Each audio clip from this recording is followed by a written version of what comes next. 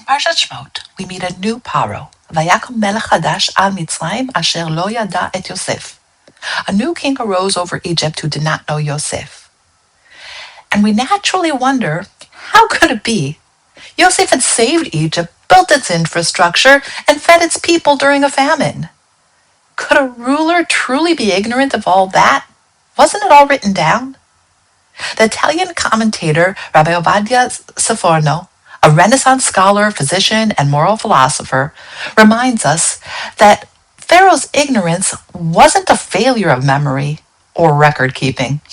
Of course, Yosef's achievements were recorded in the annals of the kingdom.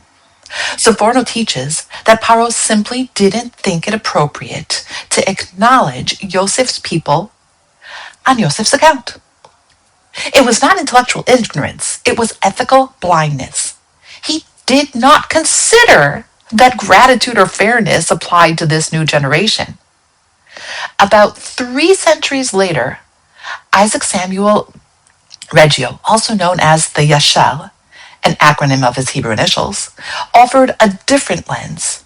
Reggio was a brilliant linguist, scholar, and religious philosopher who applied Enlightenment principles to Torah study. He founded a rabbinical seminary in Italy, promoted Hebrew literacy, and translated the Pentateuch into Italian, adding his own Hebrew commentary. Reggio, in that commentary, explains that Pharaoh made himself as though he did not know Yosef. Asa et atzmo ki'ilu lo yada klum mima'asei Yosef hagdolim. He pretended to be ignorant in order to act harshly toward the Israelites. In other words, he chose not to connect moral memory with political action. Think about that. Forgetting Yosef became a convenient strategy. And unfortunately, that pattern still echoes today. Many who chant slogans like "from the river to the sea" or speak of colonizers in Israel are not entirely ignorant. They may even have Jewish friends, neighbors, colleagues. They have learned history. They're scholars.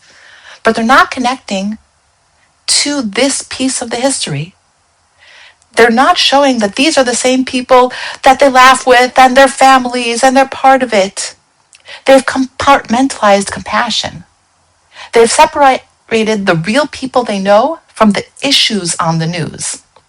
Just as Pharaoh did not know Yosef, they are choosing not to connect the humane and the historical. The 16th century sage, Rabbi Yitzchak Karo, author of Toldot Yitzchak and uncle of Rabbi Yosef Karo, offers a spiritual principle that reaches to the core of this. He writes, "Hakofer b'tovat chavero, sofo sheyachpor b'tova HaKadosh Baruch Hu."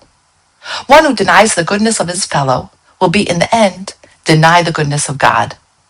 Forgetting Yosef isn't only political amnesia. It's the first step toward spiritual denial. When people deliberately forget goodness, they lose the ability to recognize holiness. Soon after, in the Parsha, Moshe encounters God in the scene of the burning bush. God calls to him and says, "Sal na'alecha me'al raglecha ki hamakom asher ata omed alav admat kodesh hu." Remove your shoes from your feet, for the place on which you stand is holy ground. What makes ground holy? It isn't the soil, but it's an awareness. Kedusha comes from perception, when we stop, notice, understand, and recognize the divine. Pharaoh ignored. Moshe looked closer. Holiness begins with paying attention, with knowing where you stand, with getting the truth from the non-truths. Then God entrusts Moshe with a mission not only to free the people, but to represent God to them, a nation that has nearly forgotten its own spiritual language. When Moshe asks, "Vayamru li, ma omar mi Elohim? Ma omar alechem?" When they ask me, "Who is this God?" what should I say to them? And God's simple answer is, "Eyeh asher eyeh." I am what I am. The Rambam in his Moreh Nevuchim said that this means God's essence is existence itself, absolute, external. Moshe's task is not to describe God as pieces or symbols, but to teach the people that God is, that there is ultimate existence, truth, and constancy, even in exile. Before he can stand before Pharaoh, Moshe must first be able to stand before his own people, helping them rediscover a God they have forgotten, how to know this God. Yet Moshe hesitates. Lo ish dvorim anochi, ki kaved peh ukvad leshon anochi. I'm a man of slow speech and tongue. And God replies, Mi sam peh la'adam, halo anochi Hashem? Who gives man speech? Who makes him mute, deaf, seeing, or not? Is it not I, the Lord? God reminds Moshe that his limitations do not disqualify him. They become part of his calling. Still, God's compassion shines through when he allows Moshe to bring his brother Aaron as his spokesman. Leadership in Torah is not solitary perfection. It's partnership, humility, and courage to step into purpose despite fear. And we see this in Zipporah, Moshe's wife. She calmly, at least it seems to be, acts with determination and faith when danger arises. She circumcised her own son while her husband is sitting there dying. While others might have hesitated, Zipporah reminds us that faith isn't only in belief, but in deed, in decisive, values-driven courage for the truth. So as we begin Shemot, the book of names, we're asked one central question. Will we choose to know the truth or not know? Pharaoh closed his eyes to Yosef's memory. Moshe and Zipporah opened theirs to God's presence and to righteousness.